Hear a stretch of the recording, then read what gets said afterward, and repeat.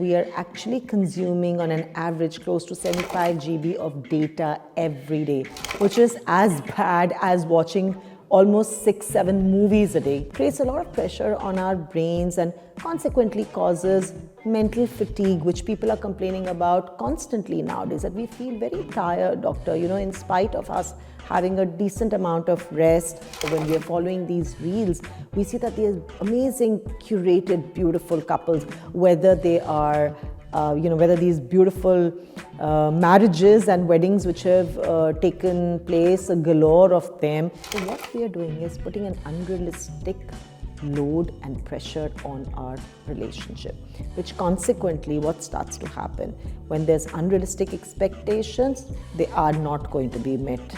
So when they're not met, we start facing disappointment, sadness.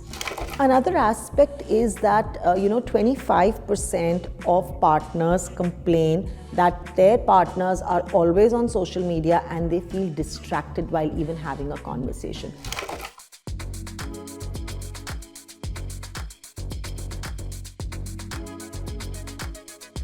We keep talking about digital pressure on us and social media pressure on us.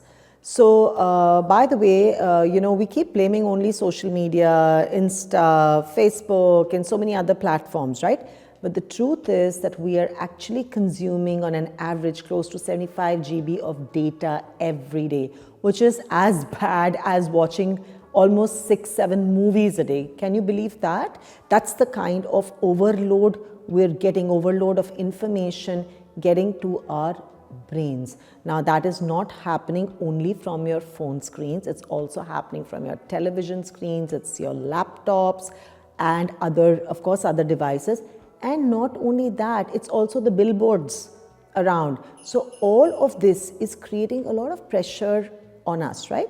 Creates a lot of pressure on our brains and consequently causes mental fatigue, which people are complaining about constantly nowadays, that we feel very tired, doctor, in spite of us having a decent amount of rest.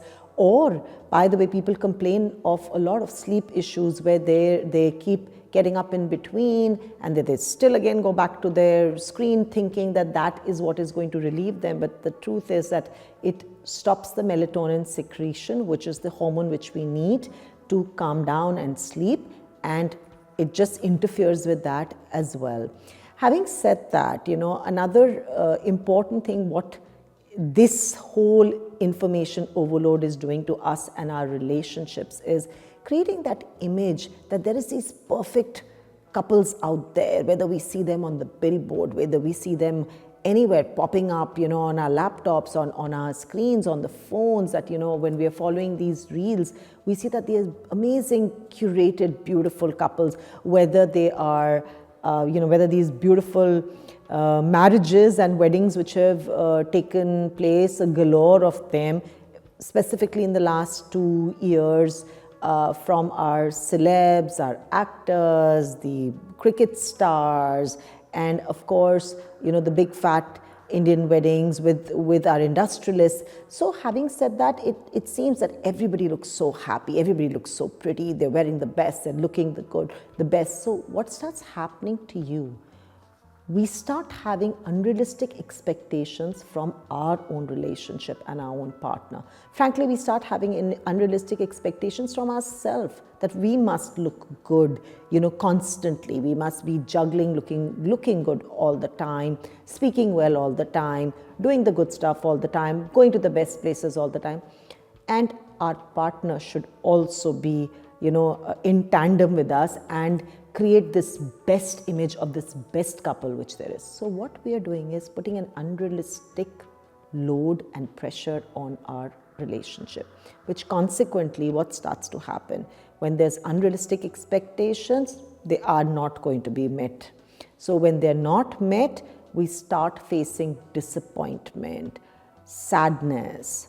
Then there will be, episodes of people even going into depression and severe anxiety because of the fact that what they desire and what they get or what they have is a huge gap. The larger the gap, the larger the stress. The larger the gap between what you want and what you have, that creates the stress, right? So having said that, when we will start, then people start having a lot of fights, quarrels, parallel relationship, extramarital affairs, and disconnected marriages, leading to a large amount of breakdown in relationships and breakdown in marriages, sadly so.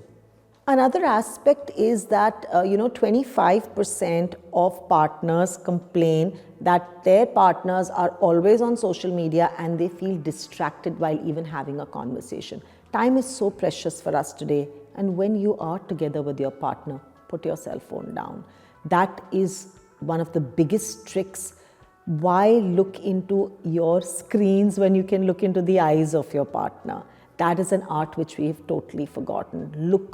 Stop that screen, look into yourself, look into your partner, look into his or her needs. And another thing is that 80% of the people have started posting about their relationships on social media, where they went, what they did, how they looked, about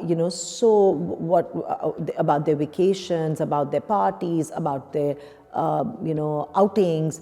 And what starts to happen is the other negative emotions like jealousy rise, right? And you're always comparing. So there's comparison, there is jealousy, there is this need for validation. You want people to like what you have posted about your relationship. You follow other people.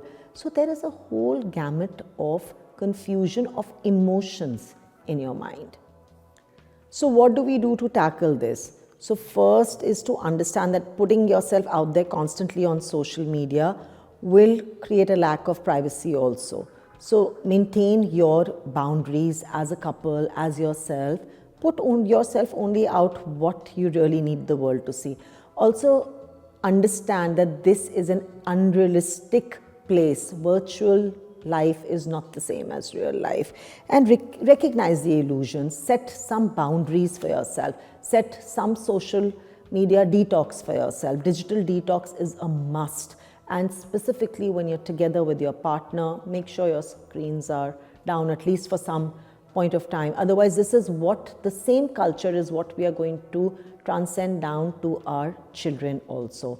And of course, we know that today's teen is watching almost close to 6 hours of screen time every day, right? So this is not what we want them to be. We don't want them to be robots. We want them to feel the emotion, be there, understand the emotion. And similarly, so, when you put your screen down, it's time to look up to your life. Also, if you feel that there is some toxic content, something which disturbs you, disconnect from it. You can unfollow toxic content, unfollow toxic people. So that's also how you learn to draw your boundaries. Another very important thing is that, the first and foremost thing is that you are unique as a person. You are unique as a couple. So stop comparing yourself with others. Be happy with what you are. When you come closer to yourself, when you put that screen down, you will come closer to others also. In fact, others will come closer to you.